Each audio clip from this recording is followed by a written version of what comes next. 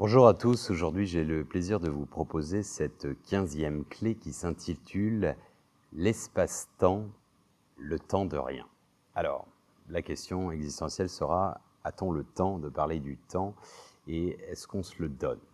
Surtout, on gardera en mémoire que tu ne possèdes jamais rien qu'un peu de temps et que si tu ne possèdes pas le temps te possède. Alors ça, je vous invite véritablement à méditer là-dessus. Alors, cette espèce d'histoire du temps, qui sera liée nécessairement à l'espace et le temps, c'est une question existentielle qui fait tourner la tête et tourner l'humanité et la planète depuis que le monde est monde, si je puis dire. Alors, c'est un thème fascinant, déroutant, effrayant pour certains.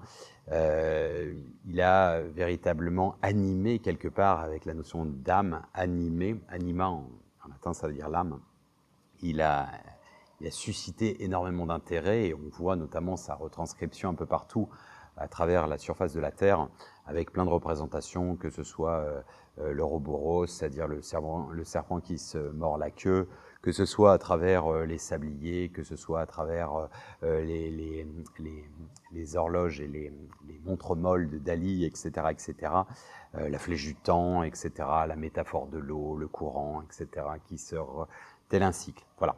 Bon, alors on va essayer d'être pragmatique et d'aller à l'essentiel. Évidemment, ça ne peut pas être exhaustif. J'ai fait justement en ligne, il y a une vidéo qui est disponible et qui fait à peu près 4-5 heures sur l'espace-temps, justement, l'espace-temps et la conscience. Ce sujet est développé amplement dans mes différents ouvrages, accessibles gratuitement, encore une fois, j'insiste. Alors, qu'est-ce que cette notion de temps? Alors, le temps, déjà, il faut savoir que c'est subjectif. Ça dépend de notre perception. La preuve en est, il semblerait que lorsque l'on dort, le maximum qui fut enregistré en termes de rêve, un rêve, ferait pas plus que 6 secondes. D'accord? Donc ce serait a priori le maximum qu'on ait pu faire, bien que de temps en temps on a l'impression que toute la nuit, on va à droite, à gauche, etc. et que c'est sans fin. Ça, c'est la première chose. Donc, dans un état de conscience modifié, quand vous dormez, parfois vous avez l'impression d'avoir dormi un quart d'heure et vous avez dormi 2 heures et inversement. De la même manière, si on fait hibernatus, si on vous congèle et que vous revenez dans 100 ans, bon, bah, vous aurez l'impression d'avoir fait une petite sieste, enfin une bonne sieste, disons, un peu comme une cure de sommeil où vous prenez des médicaments et vous dormez pendant 2 jours d'affilée. Vous allez être un petit peu dans le décor, un peu dans le cirage a priori, mais je pense que vous n'aurez pas la notion d'être resté 100 ans, évidemment. Pourquoi? Parce que votre conscience est extraite de cet écoulement de l'espace dans le temps. Voilà, c'est vraiment ce point qui est important, c'est cette subjectivité, et j'insiste sur la notion de temps qui est nécessairement liée à l'espace, c'est enchevêtré, c'est indissociable, c'est un bloc. On ne peut pas appréhender le temps sans l'espace et inversement. Et pour vous dire, en fait, pour donner une analogie, et ensuite on reviendra sur la notion de subjectivité, c'est comme un tapis qui se déroulerait pour l'observateur. Mais ce qui est à l'intérieur est déjà là. Et en fait, il s'étale en quelque sorte. C'est comme si on pouvait dire que c'est un tapis qui se déroule dans le temps et dans l'espace, le révélant pour l'observateur. Et ainsi, on pourrait très simplement dire que oui, l'espace-temps, c'est entre guillemets, c'est la conscience qui permet de le matérialiser et ainsi qu'il s'espace dans l'espace et se révèle dans le temps. Alors, c'est ça l'espace-temps. Prenez cette idée de tapis qui se déroule, parce qu'on va voir qu'à la base, c'est compact. Alors, c'est compact depuis le Big Bang.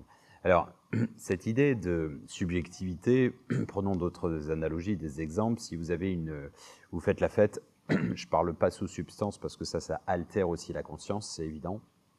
Mais disons qu'une fête, sans alcool, la fête est plus folle.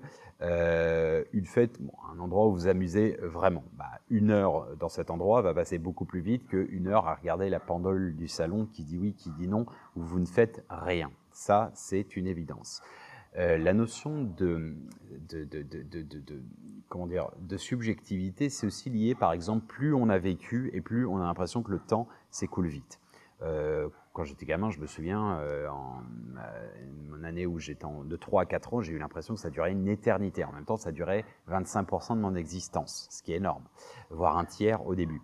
Donc, quelque part, en effet, c'est la subjective. Plus on vit, c'est l'image archétypale des roses journalières qui pensent que le jardinier est éternel, parce que de mémoire de roses, les lignées, les ancêtres témoignent toujours qu'il est là, et en effet, si elles sont journalières, elles n'ont vécu qu'une journée, et ainsi de suite. Donc si ce bon brave monsieur a travaillé 50 ans, bon, bah, vous faites le calcul remis dans une échelle de quelqu'un qui vit à peu près 50 ans, même en moyenne de toutes ses vies, c'est comme si, en gros, à l'échelle d'une... c'est comme si, en gros, il était là depuis 1 million d'années. Donc, on peut en déduire qu'il est quasiment éternel. C'est ça l'idée, en fait. Donc, plus on vieillit, si je vivais 1 million d'années, une année serait beaucoup plus courte en perception. Ça, c'est une notion vraiment de subjectivité par rapport à la notion de temps. Et pour vous donner, j'aime à dire, en fait, le temps est toujours trop long pour l'ennui, trop court pour la jouissance, mais demeure éternel pour l'amour inconditionnel. Je vous invite à méditer là-dessus. Alors, de manière un petit peu plus terre-à-terre, mais non beaucoup plus déroutante, Einstein disait « Le passé, le présent, le futur sont une illusion bien que persistante ». Alors, qu'est-ce que ça veut dire? Oubliez l'histoire de la flèche du temps, la fameuse frise que vous aviez à l'école, c'est du pipeau, ça n'existe pas. Alors ça, c'est très déroutant. Et c'est même quelque chose, mieux vaut ne pas trop y croire, parce que sinon on pourrait devenir fou. Alors, ce que vous expérimentez maintenant, c'est le présent. On verra le présent dans un autre volet, la 16e clé, parce qu'il y a l'importance sinon ça aurait été trop long, on n'aurait pas eu le temps, et c'est surtout qu'en fait, le pouvoir de l'instant présent, c'est encore une autre dimension. Mais disons que nous sommes juste une juxtaposition de petits ici et maintenant qui se déploie dans le temps. C'est-à-dire que depuis le début de la vidéo, c'est toujours cet espace-temps, sauf que la planète, elle a fait plusieurs milliers de kilomètres, enfin, centaines de kilomètres, j'exagère, mais on bouge dans l'espace-temps. Okay, donc, en revanche, on a laissé une empreinte qui est éternelle. La preuve, quand la sonde Hubble et d'autres sont envoyées, elles peuvent prendre des photos, on va dire, d'énergie de l'espace-temps. C'est-à-dire qu'en gros, on peut retrouver les images du Big Bang, sans aller aussi loin, à des portées assez larges, genre 3 milliards d'années-lumière. Donc en gros, ça veut dire quoi? C'est ce qu'on appelle le fond diffus cosmologique, de manière assez technique. Cela étant, en gros, c'est comme si vous balanciez une pierre dans l'eau. Vous avez les ondes. Ben, ces petites ondes, c'est en fait la résultante, l'encodage énergétique du moment, de l'instant, de l'impact. Et ben, c'est la même chose, sauf qu'après ça se dilue et on ne les voit plus à l'œil visible. Cela étant, elles existent toujours. Et en fait, c'est ce même principe qui est expliqué par Einstein. L'espace-temps n'est qu'une illusion bien que illusoire. Cette illusion de penser que ça va d'un point 1 à un point 2 ou A à B, c'est faux. C'est-à-dire qu'en fait, mais ce serait, et d'où l'importance de croiser espace, temps plus conscience. La conscience, c'est le filtre. Le Big Bang, en gros, vous avez une explosion où tout est contenu. C'est-à-dire que vous avez l'espace-temps concentré sur lui-même, c'est ce qu'on appelle le point de singularité, qui se contracte tellement sur lui-même qu'il ensuite implose. Et de là, en fait, se lisse, se déploie, se révèle le temps dans l'espace, en quelque sorte. Il prend une forme. De l'informe, il prend une forme informe, informationnelle, donc c'est de l'information qui se déploie. Alors, d'où cette notion illusoire de se dire « mais non, mais regarde, au début tu parlais de ça et après ». Mais ça, c'est une pure illusion. Je vais vous donner un autre exemple d'accélération du temps. Si vous regardez un film, vous pouvez regarder 2 heures, et sur YouTube, 2 heures. Il y a une fonction qui permet d'accélérer, donc vous pouvez le mettre en x2. Bon, ça se regarde, hein, c'est faisable, donc de 2 heures, vous passez 1 heure. Il n'y a pas la fonction de l'accélérer encore, mais si vous l'aviez en x4, eh ben, le film ne ferait que une demi-heure. Bon, il parlerait vite. Hein. Bon, ça parlerait vite, je ne suis pas tout à fait sûr que vous compreniez grand-chose. Si vous accélérez encore x8, il ne dure plus que 15 minutes, et ainsi de suite. Vous pouvez le compacter jusqu'à l'extrême, je ne sais pas, multiplié par 10 000 peut-être, et vous obtiendriez 1 seconde. Et cette seconde, en fait, vous la brancheriez et vous aurez pouf, comme le début du film, le contexte, comme toute histoire, hein, une intrigue, un rebondissement, l'aventure, le méchant qui est machin, le bisou, l'usure des enfants, etc. En fait, tout ce continuum, cette espèce de flèche du temps, prend un sens parce qu'on le lisse, d'accord? Sinon, c'est compact, on comprend rien. Si je vous mets pouf, de la même manière, si vous accélérez une musique, il y a un moment, il n'y a plus de mélodie, il n'y a plus de paroles, vous ne comprenez rien. Donc en fait, la conscience individuelle n'est qu'un filtre sans quoi vous auriez comme un barrage, un déluge informationnel qui vous tomberait sans dilution du cours d'eau en fait. Vous n'auriez plus ce filet qui est nécessaire et existentiel. On en revient avec la notion de dualité qui n'était pas que avec une notion de polarité, d'énergie, d'idées, etc. C'est aussi la notion d'espace-temps. Nous faisons partie du tout, de l'absolu, et nous le déployons dans le temps et l'espace. Et nous sommes obligés de s'en extraire. Donc notre conscience n'est qu'un filtre qui permet, entre guillemets, de voir image par image avec un continuum qui nous donne une illusion que ça s'écoule. Et d'ailleurs, même en optique, encore une fois, ça c'est pas de la spiritualité, c'est de la science, hein. En optique, quand vous faites de la photographie ou même du cinéma, vous savez que chaque seconde, en fait, ça correspond à 24 secondes. C'est une superposition de 24 images statiques. Donc en gros, quand vous voyez, et d'ailleurs quand on est petit, on peut faire, vous savez, avec les jeux, vous avez un petit empilement de petits morceaux de papier, puis vous dessinez des petits bonhommes. Et en fait, vous changez un petit peu le mouvement à chaque fois. Vous allez faire un dessin animé. C'est le même principe. Et en fait, nous, vous faites un selfie. Je fais un selfie. Je fais plein de petits selfies. À la fin, si je les accole et j'en mets plein, ça va faire une illusion que je bouge. Là, je parle, etc. Ça n'est qu'une superposition de petits mois, 24 petits mois par seconde, qui font coordonner, donnent une illusion à vous et la notion en fait d'activation du mouvement est aussi rendue possible avec la vision stroboscopique. Vous ne le voyez pas, mais vous clignez des yeux tellement de fois que ça fait noir, blanc, jour, nuit, jour, nuit, jour, nuit, jour, nuit.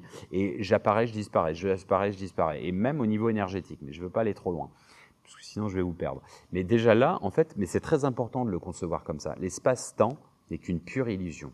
Alors, heureusement que si on était toujours à penser à ça, on ne vivrait pas parce qu'on se dirait « Ah non, mais en fait, je connais déjà la fin et tout. » C'est très chiant. D'ailleurs, ceux qui sont, moi je dis toujours, je ne comprends pas ce délire à toujours vouloir connaître le futur, les intercesseurs, les machins, les médiums, etc. Ok, pour éviter d'avoir, je sais pas, un problème ou autre. En même temps, si vous faites tout bien, votre bonne alimentation, etc., pourquoi se préoccuper d'un potentiel souci? D'ailleurs, s'il y a souci, c'est que c'est une expérience et elle reviendra sous une autre forme.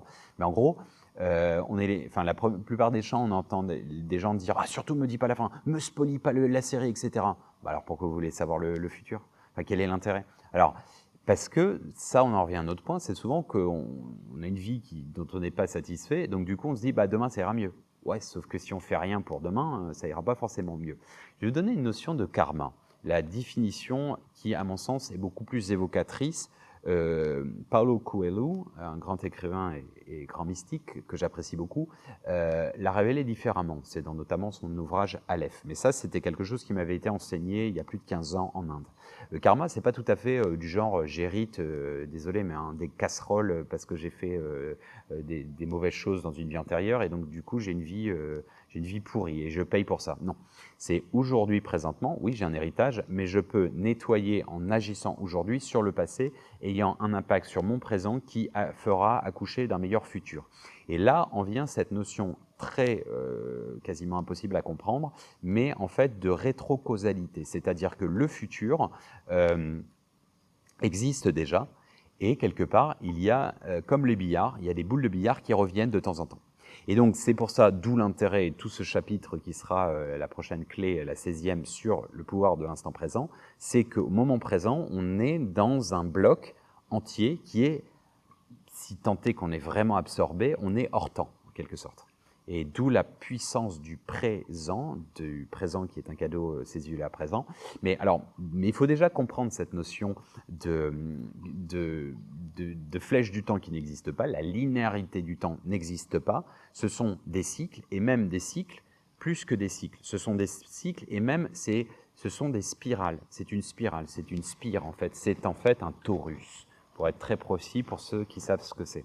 Et en quelque sorte, c'est comme quand vous avez, je vais donner plusieurs analogies, mais j'en donne plein dans mes ouvrages, beaucoup plus qu'aujourd'hui ce que je vais faire. Mais c'est un petit peu comme quand vous avez, vous savez, des rondins de bois et en fait on compte les années. Et ben c'est la même chose. En fait, au centre, c'est sa jeune pousse et ainsi de suite. De la même manière, ou les oignons, c'est pareil. Vous pouvez visualiser en fait notre espace-temps tel un building. Un building, il y aurait par exemple, nous sommes au XXIe siècle, le 21e étage serait notre moment présent. Le 18e étage serait la Révolution française, l'indépendance américaine, etc. etc. Le 15e étage serait l'Inquisition, le rez-de-chaussée serait la période de Jésus-Christ et Ponce Pilate. Okay, et le sous-bassement, la cave, serait justement le mythe de la caverne de Platon, 6e siècle avant Jésus-Christ. Cela étant, le plus intriguant, c'est qu'ils continuent à exister dans leur espace-temps. C'est-à-dire que Jésus-Christ est encore dans son ici et maintenant, l'Inquisition existe encore, on brûle des sorcières, la Révolution française est encore en train dans son espace-temps, et tout ça, c'est éternel. Alors, ça peut faire bugger, je suis d'accord, mais encore plus buggant, c'est que c'est un peu plus complexe que ça. C'est-à-dire que ça, c'est entre guillemets une vision même pas spiralée, c'est une vision en fait verticale. Cela étant, là où ça se complique un petit peu, c'est qu'en fait, donc ça c'est une vision sur laquelle en fait il y a une réverbération. Et au-delà de ça, en fait, il y a aussi le futur existe déjà, le 22e, 23e étage. Cela étant, on va me dire, mais alors c'est quoi le but du jeu? Parce que ça sous-entend que le destin préétabli existe et qu'il y a un destin. Et en gros, je suis un petit peu comme dans un petit manège pour les gosses. Et en fait, j'ai une illusion, mon volant il n'avance pas, il y a les rails qui sont prédéfinis. Et en fait, j'ai beau faire ça, je peux pas tourner. Et en gros, je suis juste un spectateur et vaille que vaille, quoi. En fait, c'est plus compliqué que ça. C'est-à-dire qu'en fait, la conscience et la vibration que nous avons en tant qu'énergie, c'est l'aiguilleur. C'est-à-dire qu'en fait, votre petit manège, comme on vient de le dire, en fait, il y a autant, en fait, pour la faire simple, tout existe déjà. Et d'ailleurs, c'est pour ça que j'aime à dire, en quelque sorte, tout est superposé aléatoirement et surtout en parallèle, superbement posé méticuleusement. Alors, il y a un enchevêtrement et une superposition des réalités. C'est ce qu'on appelle le multivers. Et c'est en ce sens, et après je vais résumer, en tant qu'analogie, c'est pour ça qu'Einstein disait il n'y a pas de matière, tout ce que vous avez appelé la matière, c'est de basses fréquences qui ont été rendues accessibles à nos sens, mais c'est surtout, il disait il n'y a pas de matière, et si vous, en gros, il disait que si jamais en fait on pense très fort à quelque chose, si visualisez quelque chose auquel vous croyez profondément et vous ne pouvez pas l'obtenir, ce n'est pas de la philosophie, c'est de la science. C'était ça en fait, c'était cette idée de réfléchissez en termes de vibration-fréquence et en fait pensez à un scénario, vibrez-le et en fait vous ne pouvez pas ne pas l'obtenir. En fait, dans ce sens où tout est superposé, et en quelque sorte, c'est comme si, en gros, il y avait tous les destins qui coexistent, okay, mais sans enchevêtrement, c'est-à-dire qu'il n'y a pas des couacs, il n'y a pas de distinction. C'est-à-dire, en fait, ici, c'est un métro, c'est la ligne 1, ici, c'est la ligne 2, c'est la ligne 3, etc. Les voyageurs ici, ils ne voient pas ce qui se passe. Et en fait, sur les murs, il peut y avoir des graffitis et les autres ne le verront pas. J'ai toujours pris cette métaphore du graffiti animé, c'est-à-dire qu'en fait, c'est comme des images qui seraient enchevêtrées sur le mur. Et en fait, en regardant la vitre, ça s'animerait. Du coup, si on avait par exemple le chat qui mange la souris sur la ligne 1, sur la ligne 2, il a pris trop de Monsanto, donc c'est la souris qui mange le chat. Et scénario 4, 3, 4, ainsi de suite, on aurait des variantes. Elle dort, le chat dort, donc la souris danse, etc. et ainsi de suite. Cela étant, toutes les 10 minutes, le métro passe et cette scène est réactivée. Okay, par ailleurs, en fait, les voyageurs, en fait, en fonction de leur fréquence, de leur choix, de leur vibration, quelque part, choisiraient la ligne 1, la ligne 2, etc. C'est les choix de la vie, c'est le destin, mais c'est les destins, à vrai dire. Et quelque part, en fait, la vibration permettrait de shifter, de switcher, en anglais, mais c'est des termes qui sont liés justement à la conscience, de faire des ponts, des sauts quantiques de conscience sur un scénario. Et donc ça devient intéressant. Et on peut le rejeter complètement en bloc, peu importe. Mais ce serait cet niveau vibratoire qui ferait que parfois vous endormez et vous dites « Putain, j'ai plein de problèmes, etc. Mais demain, il fera jour et je ne sais pas pourquoi, ça ira mieux. » Je me réveille, bam, et miraculeusement, vous recevez un email, le problème est résolu, j'en sais rien, il y a des gens qui disparaissent, déjà, congé de maternité, il y en a un qui démissionne, il y en a un qui, je sais pas, qui est muté, etc. Et bam, le truc est résolu. Voilà, comme par miracle. Qui vous dit que vous n'avez pas vibré à un certain niveau et pouf, vous avez tout emporté avec vous. Alors, on va le refaire différemment. Vous avez, on va prendre très binairement, mais je l'avais déjà pris cet exemple. Ici, c'est un destin où vous êtes convaincu, Monsieur Alpha est convaincu que ça va partir en couille et que l'humanité court à sa perte. Ça va être la jungle humaine, des guerres civiles, enfin vraiment tout part en couille. D'accord, c'est la fin des temps, mais très enfin, tumultueux, même chaotique. C'est l'obscurité. Moi, je suis super optimiste et je pense qu'en fait, on va s'éveiller, la conscience, la noirceur va disparaître, elle va faire son monde, elle va aller en superposition. En fait, elle va disparaître, on va être de la fumée pour eux et nous, on va être à notre niveau. C'est ce que j'explique dans Sage Passage et même La fin sans la spolier de Baraka. Bon, bref, et dans d'autres ouvrages également. En gros, on part dans cet univers-là. Ok ? Un autre entre les deux, peut-être bien cuit, peut-être bien cuit, un Normand, il va me dire, en gros, bah non, mais je pense que dans 50 ans, ce sera la même situation, un petit peu en pire, mais voilà, ça n'a pas trop changé. Puis après, différentes alternatives, mais j'ai que 5 doigts, donc c'est un peu difficile. Il y a autant de scénarios, d'accord, avec des alternatives différentes. Cela étant, Aurélien existe aussi en tant que petit Aurélien, c'est-à-dire un clone de moi-même, dans le fait que ça part en sucette, que là, ce soit entre les deux. Et le sceptique, Monsieur Alpha, il existe aussi dans mon monde. Il existe en tant qu'univers. Et c'est des univers parallèles. Et Monsieur Alpha et moi, j'existe aussi entre les deux. Donc Monsieur Alpha, il reconnaîtra que finalement, c'est pas parti en couille. Moi, je reconnaîtrai en tant que petit moi que finalement, bon, bah, il n'y a rien eu d'exceptionnel et il n'y a pas eu non plus d'apocalypse ténébreuse. Donc, ok. Donc, mais ma conscience, elle est là. Donc, à la limite, moi, je m'en fous d'avoir des petites marionnettes qui sont censées être à l'effigie d'un autre personnage qui est moi, mais sous une autre forme. Je m'en fous à la limite. Donc, moi, ma conscience, elle a décidé d'être là en tant que libre arbitre parce que je suis convaincu et je ne me suis pas fait endormir, absorbé par la négativité, la sinistrose des autres. Donc, en fait, tout est préservé parce que, et encore, je vous dis, c'est une sphère. Donc, vous imaginez, c'est dans tous les sens.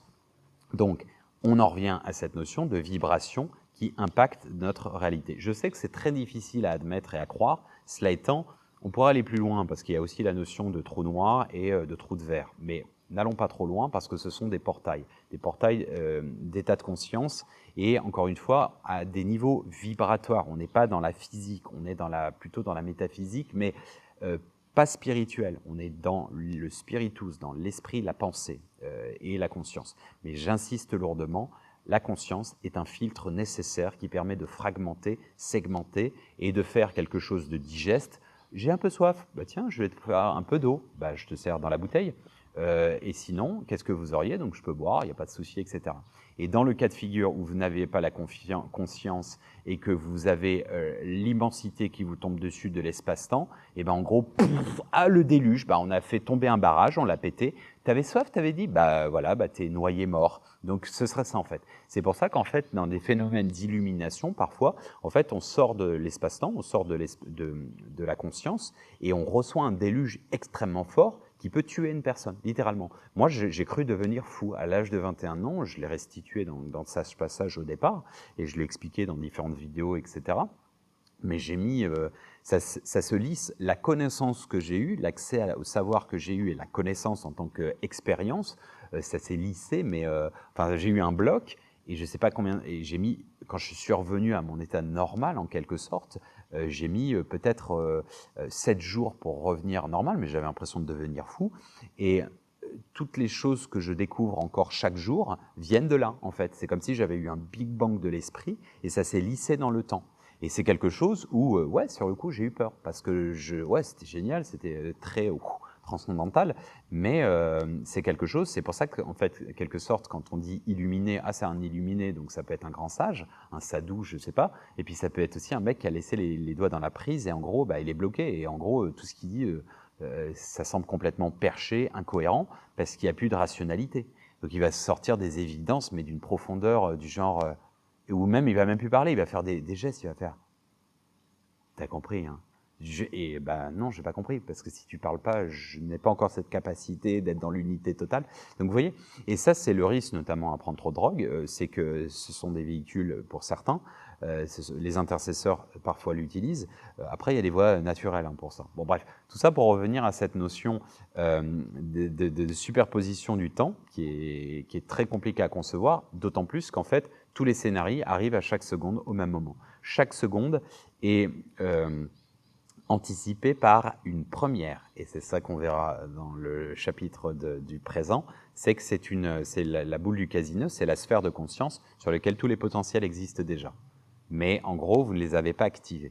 Parce que, encore une fois, c'est le principe de mettez deux films en même temps. Alors vous avez deux yeux, vous allez me dire, vous avez qu'une attention, mais vous pouvez aller, c'est encore possible de films, mais est-ce que vous pouvez regarder 4, 5, 6, 10 films en même temps? Non. Et vous allez pouvoir légèrement, mais vous n'allez pas pouvoir me restituer les détails, etc. Peut-être même pas l'histoire des 10. Donc, la conscience, c'est ça, c'est un point de focalisation qui permet d'apposer son attention. Alors, vient aussi s'installer la notion d'incarnation, parce que votre petit moi qui a été, donc votre âme, en gros, c'est votre conscience, hein, c'est la conscience universelle qui est un fragment, et en gros, votre âme, elle a toujours existé, donc si j'ai été, j'en sais rien, Napoléon dans une autre vie, je suis encore Napoléon. Bon, en l'occurrence, si je ne le savais pas avant, je ne vois pas trop ce qui me rallie à lui et qui me crée une proximité par rapport à vous et Napoléon. Il n'y en a pas réellement. Donc après, là, on va plutôt rentrer dans une notion d'archétype, c'est-à-dire l'archétype de Roméo et Juliette, c'est-à-dire ils ont existé, non, mais ce schéma, ce pattern énergétique a existé en tant que forme archétypale et Grégor, forme pensée. Ça existait probablement, j'en sais rien, il y a 100 ans en Perse, il y a 50 ans au milieu de la Creuse, j'en sais rien, enfin, où les parents se déchirent et s'aiment pas et le couple s'aime. Bon, ça a dû arriver.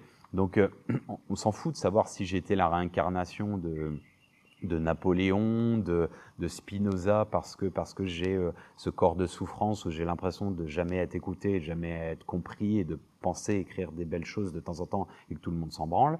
Je recréerai ce schéma, même si j'ai été ce personnage ou pas, on s'en fout. C'est une énergie qui a été libérée. Est-ce qu'elle appartient à mon âme? Est-ce qu'elle appartient à l'âme du monde? À la limite, c'est pas très très grave. Mais cela étant, il y a une notion quand même de transgénéalité.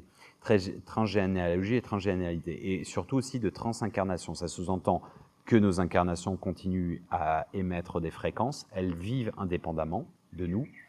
Et par ailleurs, il y a des familles d'âmes, c'est-à-dire qu'il est fort probable que dans l'Inquisition, si vous avez été un prêtre, peut-être que la femme que vous aimez, que vous avez torturée parce que vous avez projeté, une ombre projetée d'un amour impossible en tant que prêtre, et donc vous l'avez torturé, etc., peut-être que vous allez le retrouver sous une forme en tant que, là, cette fois-ci, vous allez être la victime en tant que femme d'un pervers narcissique, parce que vous allez recréer le schéma, mais à l'envers dans cette vie. Donc ça veut dire que ça continue à résonner, à se répondre, à tenter de trouver un équilibre existentiel, de savoir contrebalancer, de voie du milieu. Donc c'est intéressant de comprendre ce schéma, d'où l'intérêt de revenir sur les traumatismes énergétiques de la lignée et aussi des réincarnations, non pas nécessairement pour le plaisir de savoir que vous avez été d'Artagnan ou j'en sais rien, ou un pauvre illustre esclave ou un chrétien torturé, c'est pas l'idée, ou pour dire ouais, cela pété, j'ai été ceci, j'ai été Léonard de Vinci, on s'en fout à la limite, parce que ce qui fait la différence avec moi et un autre, aucun. Donc ça fait partie du patrimoine mondial de l'humanité, du patrimoine énergétique quelque part. Donc ce sont des archétypes, et en fait finalement, à l'issue de ça, je la fais très simple, hein, mais quand on pousse vraiment la réflexion là-dessus, incarnation ou par incarnation, qu'on y croit ou n'y croit pas, dès lors qu'il y a les formes pensées, à la limite, peu importe si vous avez été... Vous n'avez pas besoin d'avoir l'expérience en ayant nécessairement pour avoir été cette personne. Vous pouvez prendre l'expérience de quelqu'un d'autre par les conseils de quelqu'un, même dans cette vie, hein, quelqu'un qui va vous dire « Ah, touche pas à la drogue, machin, parce que franchement, je sais pas, ou des repris de justice, etc., qui vont témoigner à des petits jeunes, peut-être ça va leur éviter de faire des conneries. » C'est ce que je tente de faire avec mon expérience, humble, aussi simple qu'elle soit. Après, on peut pas, l'école du mercurochrome, on peut pas tomber à la place de quelqu'un. Il a besoin de tomber pour apprendre lui-même à marcher, 2000 fois en l'occurrence. Donc ça, c'est important quand même de le considérer. Mais ce que je veux dire par là, c'est que, à la limite, qu'on croit ou pas à la réincarnation, à la limite, peu importe. Mais ce que je voulais vous dire à travers ça, c'est que cette notion d'espace-temps est vraiment déroutante. Et en fait, pour moi, le meilleur exemple, c'est la notion de l'arbre de vie. C'est-à-dire qu'en fait, en gros, les racines, c'est le monde de l'invisible, qu'on ne voit pas, et pourtant, il y a une connexion, une interconnexion entre les arbres. On va dire que l'arbre de vie est qui cache la forêt de vie. C'est-à-dire que votre âme pourrait constituer un arbre, c'est la même sève, et cette sève, ce serait, entre guillemets, elle alimenterait l'arborescence de vos différentes vies qui coexistent au même moment. Et c'est pas parce que vous élaguez l'une que ça va affecter le reste, et ainsi de suite. Bon, c'est un espèce de tout qui est en même temps relié à la forêt des possibles, quelque part. L'arbre de vie qui cache la forêt, quelque part. Bon, je pourrais pousser cette métaphore que j'adore parce qu'elle est pour moi très initiatique et l'arbre est quelque chose de très très puissant en moi et très mystique. L'arbre de vie, etc. Je peux vous en parler des heures, mais c'est pas le but ici. C'est juste pour que vous compreniez bien cette notion d'espace-temps. Et après, de manière un petit peu plus pragmatique, vous allez me dire, c'est bien beau tout ça, c'est de la culture, ça, hein, pour le coup, et aussi de cette conscience, acceptation ou pas, vous le rejetez, peu importe, mais de se dire, voilà, il y a une énergie qui émane du passé, qui est toujours là et qui m'impacte. Il y a aussi la gravité, il y a aussi le futur que je peux nettoyer, etc. Donc autant être ancré dans le présent, et c'est ce qu'on verra sur la prochaine clé. Cela étant, de manière pragmatique et pratique, je vous invite à faire ce test qui est plutôt ludique. Essayez de fragmenter, tel le grand livre de la vie, votre vie, et notamment de faire des fragments de 5 ans, des tranches de 0 à 5 ans, de 6 à 10 ans, de 11 à 15 ans, et ainsi de suite. Et essayez d'y accoler un titre, comme un chapitre de votre vie, du livre de votre vie, et de mettre, entre guillemets, comme les thèmes abordés. C'est-à-dire, en gros, qu'est-ce que ça vous a apporté à l'époque, qu'est-ce qui est significatif. Alors, pas besoin d'écrire 12 bouquins, 5 éléments, par exemple, ou limité à 5 à 10 éléments si vous avez besoin de plus, peu importe, mais en gros, significatif. Ça peut être un trauma, ça peut être des attouchements, ça peut être vraiment des trucs dramatiques, et ça peut être aussi, je sais pas, des peurs, un accident, la perte d'un cher, d'un proche, etc. Et cela étant, d'essayer quand même de capitaliser sur l'expérience que ça vous a apporté.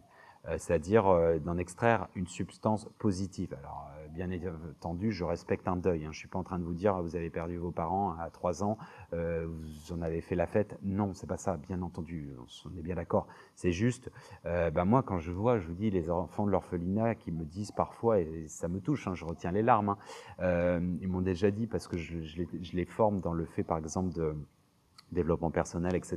Donc, montrez votre cœur en entretien, montrez que la vie a été dure et que vous avez votre capacité à rebondir. Une fois, il y en a un qui m'a sorti, je remercie la vie parce que mes parents sont morts, mais grâce à ça, ça m'a permis de venir à l'orphelinat, de rencontrer plein de gens gentils et notamment avoir des cours de développement avec une personne, et c'était moi, et j'ai failli chialer, quoi. J'étais là,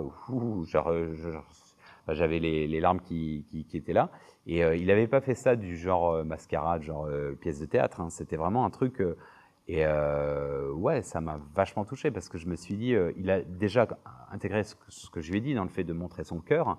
Et puis, au-delà, c'est vrai. C'est-à-dire que c'est ça, en fait. La vie n'est qu'une expérience. Donc, en fait, essayez de visualiser ces moments de vie pour essayer d'en extraire quelque chose. Et surtout, vous allez voir que le passé continue à avoir une incidence sur vous au présent et continue à vibrer, mais surtout aussi, il y a une rétroaction, c'est que non pas que vous pouvez nettoyer tout ce qui se passe, mais vous, au contraire, vous pouvez être en paix.